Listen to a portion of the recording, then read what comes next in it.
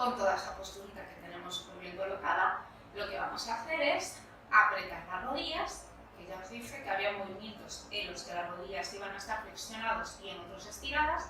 En este caso vamos a estirar las rodillas, vamos a apretar esta zona apretada, ¿vale? Fuerte, tiene que estar fuerte siempre para que notemos los movimientos que hacemos durante cada uno de los ejercicios de danza.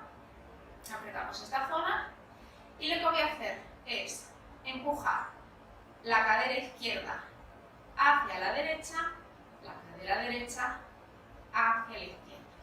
Tengo que intentar no mover esta zona del pecho, de la caja torácica, se queda en su sitio y vamos yendo con los desplazamientos de lado a lado, derecha e izquierda, siempre teniendo claro de que mi pelvis tiene que estar centradita y no hacia atrás, y este sería el movimiento de desplazamiento.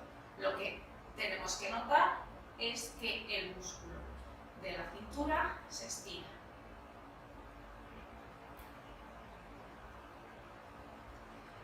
Muy bien.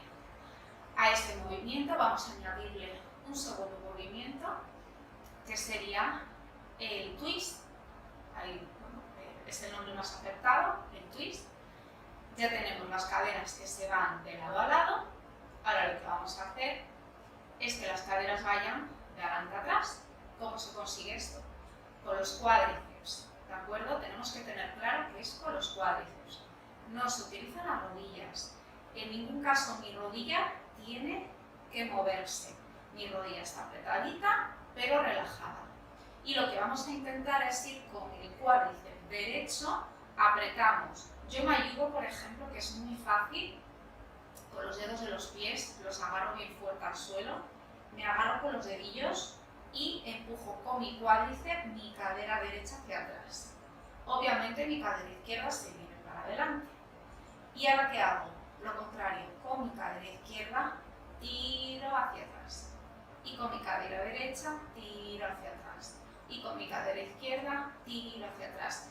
No intentéis hacer un twist hacia adelante, ¿vale? Es muchísimo más sencillo tirar de los twists siempre hacia detrás, hacia detrás, hacia detrás. ¿Por qué?